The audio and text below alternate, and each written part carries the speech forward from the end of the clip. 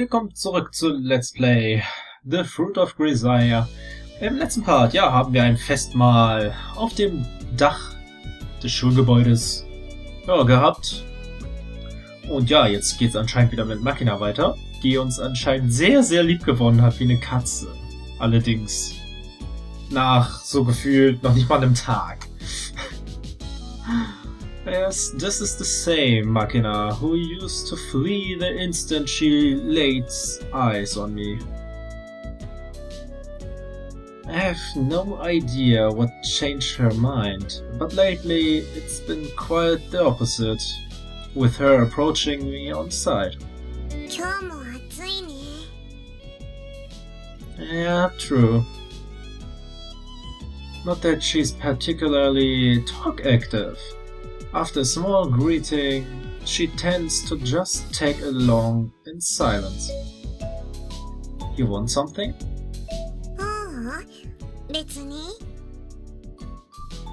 Honestly speaking, getting followed around for no reason like this is a little annoying. That said, there's no reason for me to coldly shoo her away either. You don't need to go to afternoon class?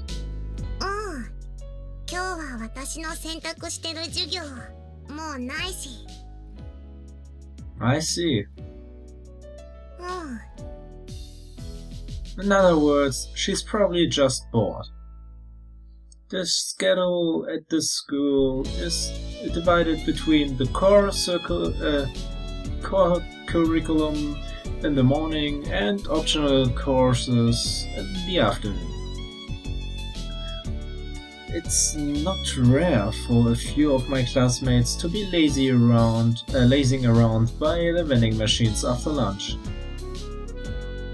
If you've got nothing to do, how about getting back to the dorm and studying? Is what I'd like to say, but come to think of it, I'm also wandering around wasting my free fifth period. Guess I don't exactly have the right to lecture Machina. Want something to drink? I dig my hand around in my pocket searching for small change.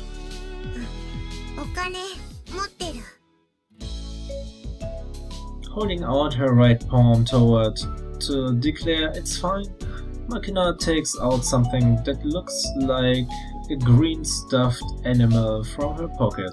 Wahrscheinlich so ein Frosch-Portemonnaie.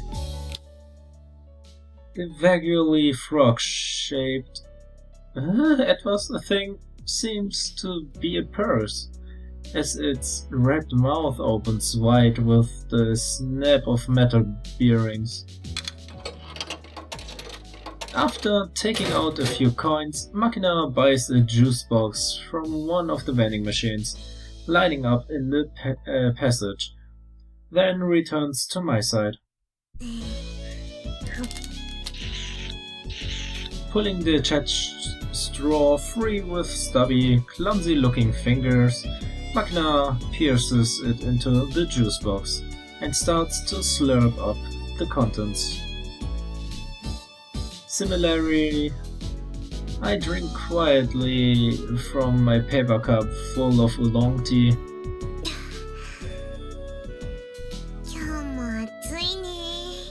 Das hattest du schon gesagt. True. Nur leider ist es, wenn es so stimmt, kann man es immer wieder sagen. Now we're repeating ourselves. Probably evidence that we are both puzzled over how to get a conversation started.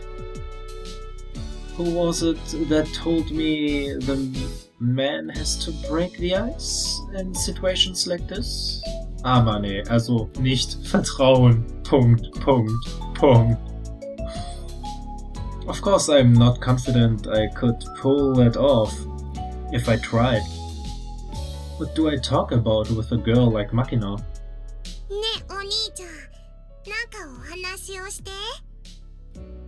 Stories. Stories. It's a fairly standard request, but I'm not sure where to go with this. What sort of story? 暑いからなんか涼しいお話。 A cool story. That's a bit tricky. When you're looking for a chilling tale, I think ghost stories are the standard choice. Oh. Also Geistergeschichte, ich weiß ja nicht so recht, ne? Fortunately, I'm not lacking in that department, a legacy of the time I spent at my old school. Alright then, this is something I heard from an upperclassman at my previous school. Ooh, Regen. This is the story of an American soldier who found himself on a southern island in a night flooded with lukewarm rain. The soldier was making his way south through the darkened jungle amid the pelting downpour, following a native trail with 8 companions. Their objective was an enemy anti-aircraft position. The rain had been falling for 2 days straight, leaving the ground swampy as a paddy field with the moon hidden by thick storm clouds. The soldiers couldn't even see the back of the comrade walking 2 or 3 meters ahead. The squad's nerves were already worn by the suggestive darkness of the night jungle, but the relentless rain piercing through the tree canopy was slowly sapping their endurance as well. On top of it all, the rough map they'd received from the scouts was vague to the point of uselessness, good for little but further fueling their anxiety. As the squad trudged on at a virtual crawl through the knee-deep mud, oh Gott, sowas ist scheiße, it was inevitable that their formation grew increasingly loose. So the American soldier, a sniper bringing up the rear of the column, was desperately struggling to avoid getting separated from the rest of his unit. Eventually, he heard a distinctive clacking from some distance in front of him, rising above the sound of the rain. He recognized the sound as the castanets the platoon leader carried as a means to communicate at night or in poor visibility conditions where hand signals were impractical. The number of times he clacked indicated an order to halt on the spot. The man dropped to the knee in the muddy water, grasped his rifle to his breast and removed the lens cap from his scope, shielding it from the rain. An enemy ambush? Lying flat on the spot, the man pressed his strong eye against the gun's side. The back of the soldier in front of him came into view. No shots had been fired as of yet. Earlier reconnaissance had indicated there were barely any enemy troops or armed guerrillas in this area.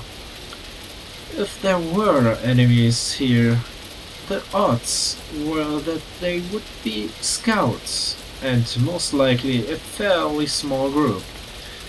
As the man rested his chin in the muddy water to watch the jungle ahead, he heard the first sounds of gunfire. The enemy wasn't even 30 meters away from his squad. They practically bumped into each other. 6 lines of fire from the enemy position. Just as he thought, It seemed to be a small scouting group. Oh. Verzeihung. Judging from the reckless way they opened fire blindly, they were probably poorly trained guerrillas who'd panicked after encountering their enemy under these unusual conditions. Removing his gaze from the scope, the man grasped his weapon and pulled back on the bolt handle, pushing a 7.62mm bullet into the exposed chamber. He quickly returned his dominant eye to the eye cup of his sight. The muzzle flashes visibly through the scope burned white after images onto his pupil. Pupil. Fully dilated after his long walk in the darkness. Was für eine wunderschöne, coole Geschichte das doch ist. Ich meine, lauwarmer Regen. Dunkelheit. He couldn't see the enemy. Aiming on intuition alone, he squeezed the trigger. A momentary explosion of light from his gun, and he heard an enemy's grunt from the bush some 30 meters away. A hit. The man took his rifle in both hands and began to crawl to his elbows and knees in search of new firing position. After moving around 10 meters to his left, he discovered a convenient foxhole that would serve his purpose nicely. When he swung his body down into the hole, he found it was half full of stagnant water, just as he'd expected. But that fact barely registered in his mind. More importantly, from a position like this, he could snipe while hidden for a time. Sunk to the waist in the muddy water, he mechanically pulled back his rifle's bolt and squeezed the trigger again and again and again, bis seine Freunde auch am Boden lagen. All of a sudden, he heard a voice from the next foxhole. Since when had it been occupied? Hey, give me a grenade! In response, the man took a M67 grenade from the belt slug around his waist and held it out, the safety pin still fixed in place. Wetten, das ist voll der Feind! A white hand reached out from the nearby trench and received it. Thank you. The man was certain he heard those words, but no matter how long the man waited, his comrade didn't throw the grenade. Maybe the safety pin was bent somehow, and he couldn't get it loose? Hey, you okay? As the man was speaking those words, he started to move his head to look above the edge of his encampment. At that moment, the grenade exploded in the next foxhole. Weiß, bin ich jetzt im Himmel? An explosion at point-blank range isn't something you hear. The overpowering waves of sound aren't recognized by your ears as noise. A mass of burning air struck the man like a wall, knocking the helmet off his head and thrusting his body backward in the muddy pool. His mouth, thrown open by the explosion, was instantly filled with filthy water. As the man desperately tried to spit it out, he realizes his tongue had been knocked back into his throat. He couldn't breathe. Quickly thrusting his hands into his mouth, the man peeled his tongue free with his fingers and powerfully vomited out the water together with the breath that had gathered in his lungs. His throat was burning from inhaling the explosion's scorching wind, and he couldn't stop the tears that were pouring down his face. His head felt like it had taken a direct hit from a fastball made of concrete, and his ears were filled with a high-pitched ringing. "Hey, you alright? Get it together!" Curled up in the muddy water, with his head in his hands, the man heard the voice of a comrade. At least his eardrums hadn't shattered. He felt himself being dragged up out of the foxhole by both arms. "We've got to move. Temporary withdrawal. Can you walk?" It took all of the man's effort to nod his head. He couldn't see. His ears were barely functional, and his throat was on fire. He couldn't even speak. The man began to run, his hands across the ground in a panic. His comrade knew what he was looking for. The man felt his rifle pressed back into his hands. Reassured by the familiar feel of his weapon, the man slung into his shoulder. His hands still clutching the ground, he fled at a crawl. Wow, was war das jetzt für ein Geräusch, ey? Had 30 minutes pass? When the man came to himself, the rain had, ironically enough, finally stopped. His vision had largely recovered. When he looked around, he saw his companions all just as filthy with mud. "Hey Shorty, you still alive?" The sniper was still scurrying along the ground when that voice called to him. It belonged to a black man who had joined the army at the same time as him. They'd been in the same squad in their training days as well, and the black man was his closest friend in the platoon. His greeting was casual as always. "Give me a break." The man shouldered his beloved rifle and told his friend about the hand grenade accident. The voice from the next foxhole, the grenade he handed over in response. Moments later, the explosion. The man angrily spat out the details of his brush with death for another's stupidity. The black man listened in silence. When the story was over, after a brief pause, he finally spoke. "Huh? The hell are you talking about, Shorty?" The black man said his story was impossible. Come to think of it, of course it was. The man was the unit's birdman, the rear guard at the end of the line. Usually, the birdman emerged 10 to 20 meters behind the squad.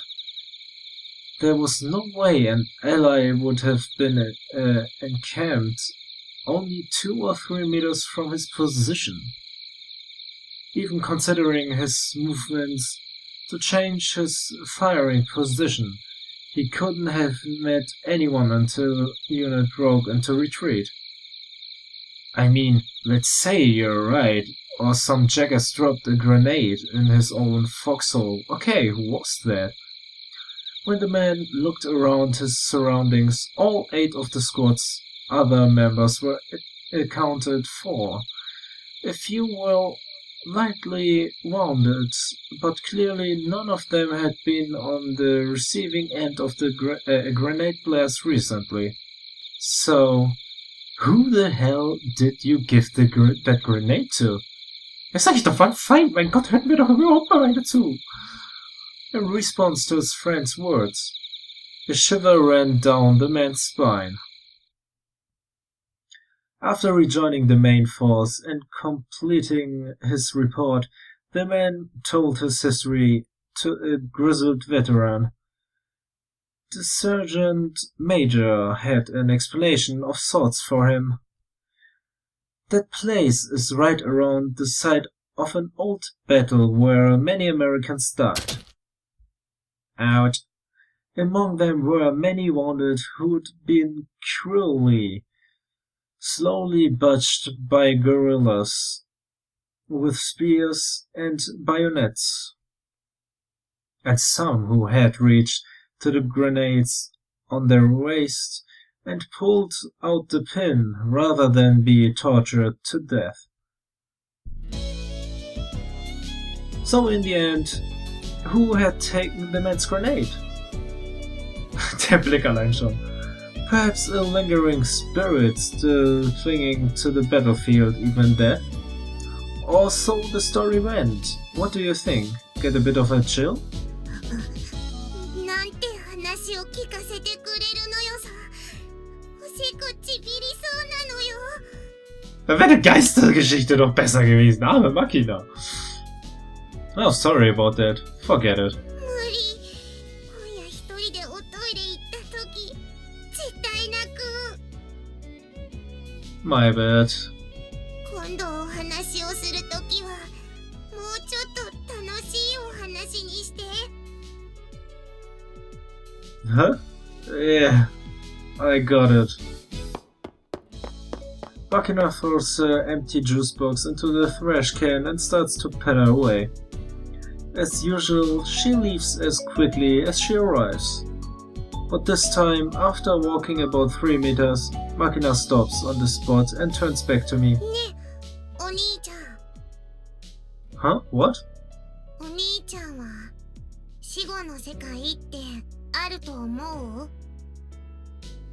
Life after death, huh? Can't say for sure since I've never experienced it firsthand. If you believe in it, then maybe there is. In the army, there's a popular story about an afterlife exclusively for soldiers.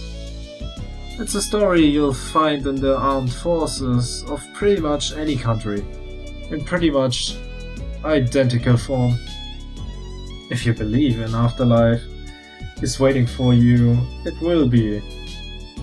I'm sure it's something like that. そっか。ありがとう。じゃあまた。 With those words, she runs off, this time without looking back. I don't think I said anything particularly interesting, but hearing words of thanks naturally lightens my mood anyway.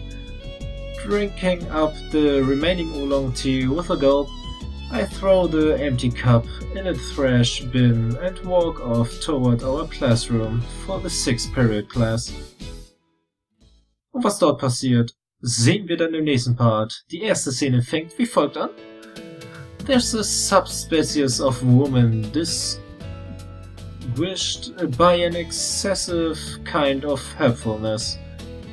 The burning desire to take care of other people's problems. Wer auch immer das sein kann, vielleicht habt ihr ja schon eine Vermutung. Erfahren wir dann im nächsten Part. Ich sag, bis zum nächsten Mal. Bis dann, viel Spaß und tschüss.